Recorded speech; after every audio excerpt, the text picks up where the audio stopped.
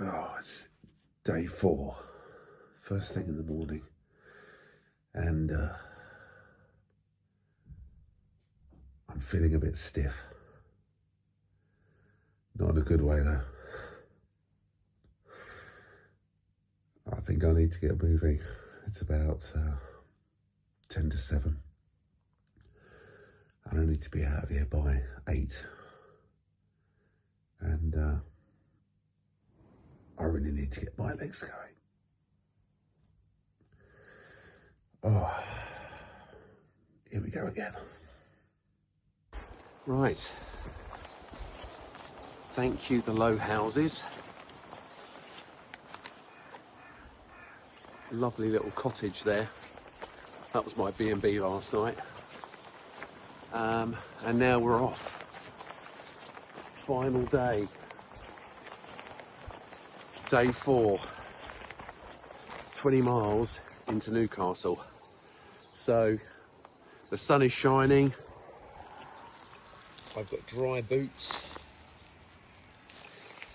And they're nice and toasty. Everything's dry. And the sun gods are smiling on me. So let's do this.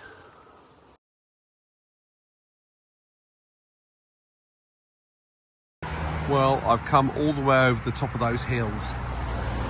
And I'm still following this road along, this long straight road. But look at the view now. That's absolutely beautiful. We're heading up there. A nice little nature reserve here, little reservoir. And there's a little seated area here as well. So you can stop and take the weight off your feet. But we're going on up the path here towards Newcastle. Just come down that lovely hill behind me. And I'm heading towards Hendon on the Wall.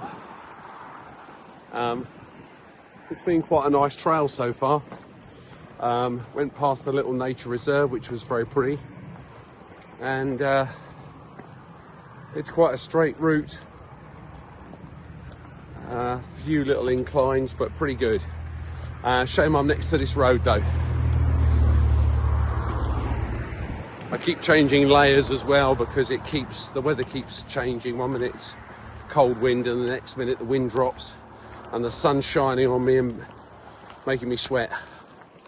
Wow, there we go, another milestone. Hendon on the Wall there.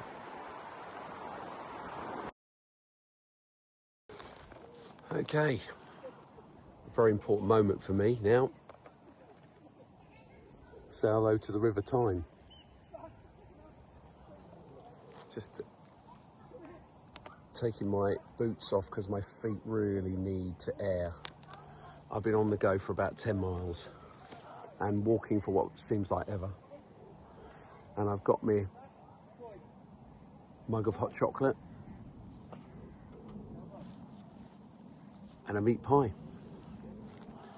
So I'm going to have a little spot of lunch and relax before I head into Newcastle. Well, I had a nice little lunch there on the banks of the Tyne.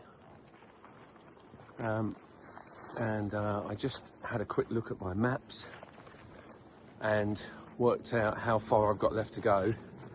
And would you believe it? I've still got 11 miles to go. And it's 3:45. So I've really got to get a wiggle on now. 3:45. Sorry, it's 2:45. It's 2:45, but it means I'm not going to get to Wallsend until about 6:45, maybe 7 o'clock. So it'll be getting dark again. So yeah, no rest for the wicked. I've got to keep going.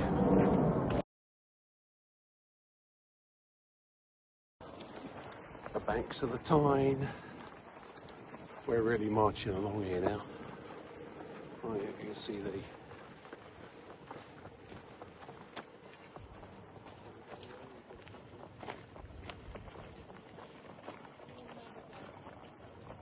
just going past the rowing club there.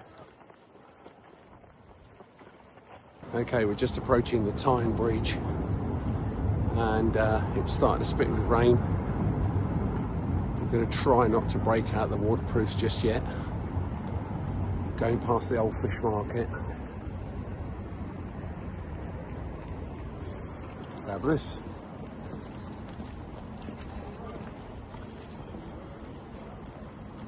Lots of joggers. It's quite a popular spot, jogging along the river. It's all very flat and it goes on for a long time. I've still got nearly 2 hours before I get to Wallsend. So it's getting tough now, the old legs are aching. But I'm on it. You can tell this is a Roman road, it's just straight. Heading towards Newcastle. You wouldn't see this down south, look. You can hire a scooter. Or maybe just take one. I think, oh yeah, you have to download an app and it will let you ride the scooter around town. A bit like Boris's bikes. There's the wonderful Tyne Bridge there. It's just starting to spit with rain.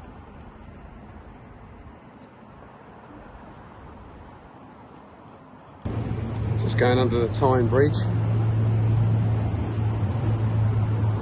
We're in the city of Newcastle, so we're really getting there now.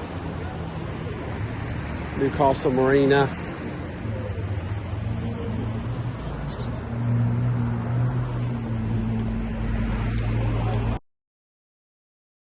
Could that be the last bit of Hadrian's wall that I actually see? Who knows? I've been following it along this road for what seems like forever. And I'm getting close to Wallsend now, I can smell it. But it's getting late and I've literally been marching along. Like, well, I've been really moving since 11 o'clock this morning. I was doing some filming earlier on, but yeah, this is getting tough now and it's getting dark. Hi guys, made it to my accommodation and it's absolutely amazing here. I couldn't get a Newcastle brown ale tonight, sadly. So I had to just settle for a Chinese round the corner, which was amazing. And it won't be very long before I hit the sack. And I'm going to sleep. Just going to sleep forever.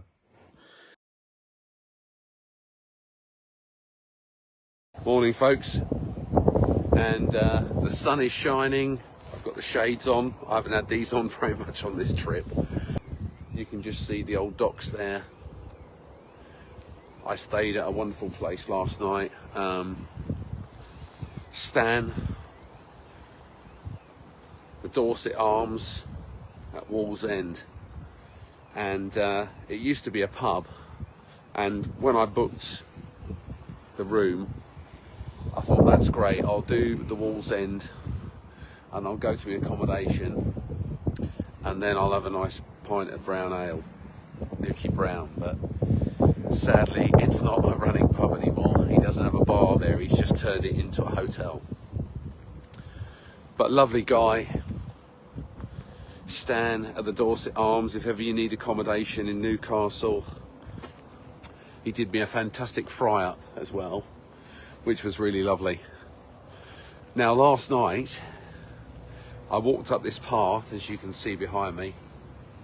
It's all right, I'm having to hold my phone today because I've destroyed my selfie stick this morning. I keep dropping it on the floor and it's finally given up the ghost. So that's it, selfie stick in the bin, and I'm gonna have to buy another one. But yeah, I walked up this path and some of you were with me as I walked up this path, and I went over this bridge, which we'll just walk up here now. I've got my massive pack on today because I used a baggage carrier along the wall for my main bag with my week's supplies in. I got them, they're called Hadrian's Hall, and their service is first class. You just tell them where you're staying in the evening each day, and they take all your bags along and drop them at your accommodation. So when you come off the wall, you get to your accommodation and there's your other bags waiting for you with all the bits that you need. So yeah, so I walked up this path here, you can see, over this bridge with a rather colourful graffiti on it. And we walked up round the corner here, we went through the fence, through the gate, and we walked straight up that road there. And my All Trails map was actually telling me that there was the end of the trail up there. So it was very misleading actually, because the official end of the trail is back down here. So this building through here, which I'll show you in a minute, it used to be quite a luxurious hotel, Stan tells me, but it's been turned into a museum now. And this gate, we walked straight past it last night and it was locked because they lock it at 5 o'clock, sadly. So yeah, so you walk up through the gate,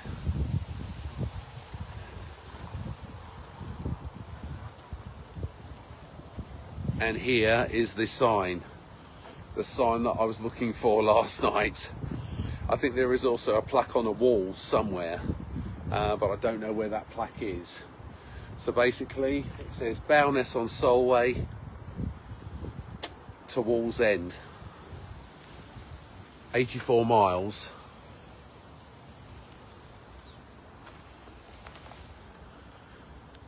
And yes, I managed to do it in 4 days, 84 miles in 4 days. I have to say, the last 4 hours yesterday was really tough. Very, very hard. But hey, one broken selfie stick later, and I've done it. It's been done. I'm going to leave the charity page open, Ads Red Cross Hike on justgiving.com. Raised quite a bit of money for the British Red Cross, and a big thank you to everybody that has donated and shared this, because I think it's quite amazing, the support that I've received, and obviously everybody's kind donations. So going to keep the page open for a little while longer, going to see if we can raise a little bit more money until I decide what my next challenge is going to be. Because I think I would like to do something like this again. This is the museum. There's a very stern looking Roman there. And this is what Stan tells me used to be a hotel, quite a fancy hotel, and now it's been turned into a museum. So I've got all my gear on me, everything. And it weighs a ton. I'm going to go into this museum and I'm going to have a little look around. And then there's a metro station literally just across the road over there. Just literally a street up is the metro station. So I've got to get the metro to Newcastle city centre, Newcastle Central train station. And then I'm doing Newcastle Central train station to Carlisle, which is about an hour and a half train ride. So I've already booked a ticket for that. And then once I get to Carlisle, I've got to get a bus. So about 30 minutes later, after the train's got in, I've got a bus to catch, which is going to take about 45 minutes to get from Carlisle to Bowness on Solway. And that is probably the most efficient way of getting back to the car. And then obviously later I've got a, well, how long is it going to take me? Probably a 6-hour drive back to Kent. So it's been quite full on actually, but at least I can sit down. I just perched on these cycle bars at the moment to get the weight off me. But yeah, so here we go. Going to go in the Roman Museum. They've got a bag drop here, so I can leave my bag in the shop behind the counter so I don't have to walk around carrying like 40 or 50 pounds of weight.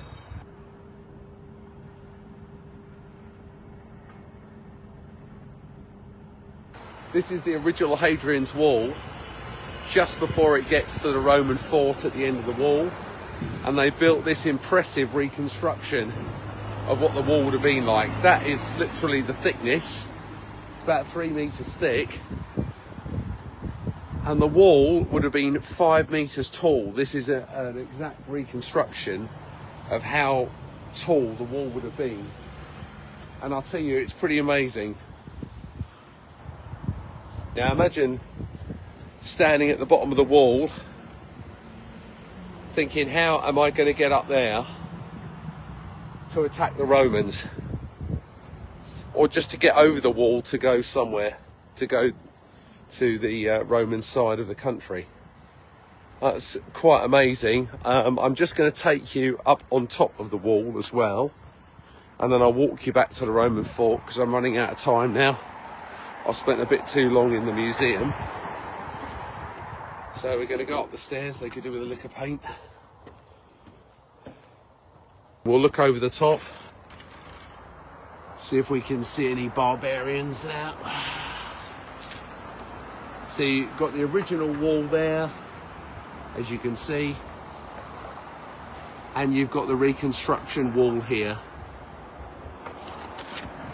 which is quite amazing. It's amazing to see what the wall would have looked like as I've walked pretty much all the way along it. And the museum here is very impressive. Segedunum, the Roman word meaning strong or stronghold. So I'm trying to walk fast, although my train leaves in half an hour. I've dumped my bags off in the museum so I can move a little bit faster. So now this is the Roman fort. What's left of it? Basically only the footings of the buildings are left, because lots of terraced houses were built here, obviously when the dockyard was here, building ships to house the ship workers. And also a big hotel was built on top of the officers' quarters. And then obviously with the decline of the shipyard, closing of the shipyard, they demolished all the houses. Yeah. So it's a bit difficult to see.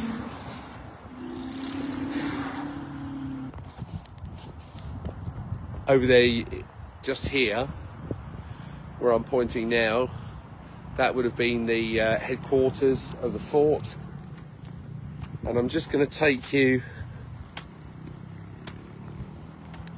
back out, just take you back out of the fort. Right, see this behind me here, this is the cavalry barracks, where the cavalrymen would have stayed. And this was a big fort. This was kind of like the foothold where they started it all from. They built this fort and then they built the wall out from here. And I'm just going to read it. It says there was about 480 infantrymen here and 120 cavalry. So yeah, quite a force. There would have been a bathhouse on the outside of the fort, because that was built later apparently. And we're just going to go to where the end of the wall was. It's like the official end of the wall.